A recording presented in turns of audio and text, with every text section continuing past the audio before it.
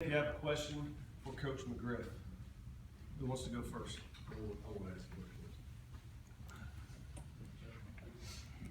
I thought your defense second half especially played much better. I'm still concerned about middle linebacker. Who we gonna find there to make it happen? Well, that's what we're doing right now. You're spot on. You're exactly right. We got to continue to find ways to make sure that we can protect the linebacker, get them down here faster. So we're looking at maybe 2 or 3 different alignments inside. But I share the same concern that you have, and we got to get better play at that position. But we're not just going to put it on the kids. We're going to constantly look at ourselves and see if we're doing the right things to get them in position to make those plays. But right now, that's one of our Achilles heels. But the second half, they played a lot better. I mean, the second half, the fits is better. I think the demeanor was better.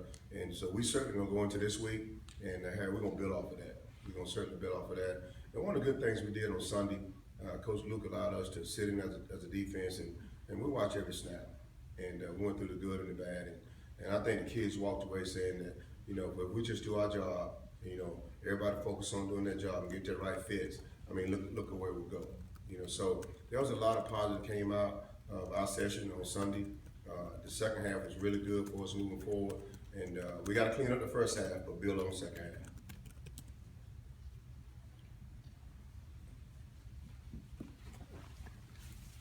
Is there anything, Wesley, schematically that you feel like you guys need to look at, maybe change in the first half to get off to a quicker start?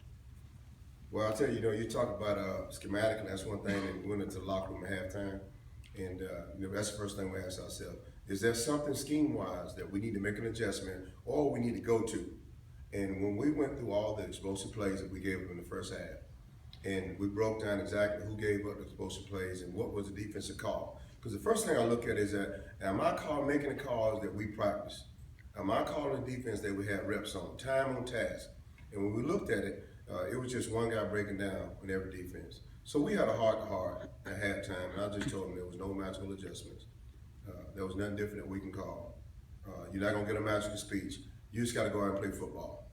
And everybody right now just think about winning a one-on-one battle. And the guys did a tremendous job of that in the second half. And but we're certainly not happy with where we came out the gate. And hopefully this is a turning point for us. And we'll come out the first half and not spot anybody points. And we'll play like that from the beginning to the end.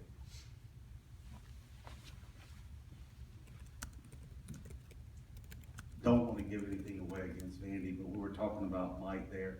You thought about moving Gates over there to Mike? Man, I even thought about playing Mike linebacker myself. We have considered that. I mean, Gates is playing well. If you pay close attention to the game, Jerry Street, number 20, came in the game, and he did well.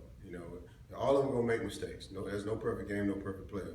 But if he continues to improve, there'll be an opportunity where now we can get Gates inside maybe and bring Jerry Street along and get guys more snaps. That way, at least the fatigue factor is not setting in on us. So you're exactly right. We're looking at all possible possibilities right now, and that's certainly one of them. Some of the younger guys in the secondary, especially when number 30, was dismissed from the game, talk about their play. Say it again now.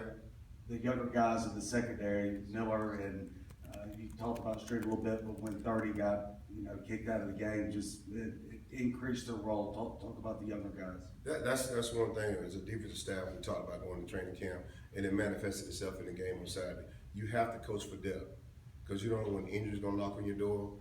Unfortunate situation in the game when Moore went out for a target, and now 28's got to step up, always got to play more snaps. The guy that was really a shining light in that situation was Montreal Custis. I mean, he came in and he played well. I mean, you see there was tremendous effort from him.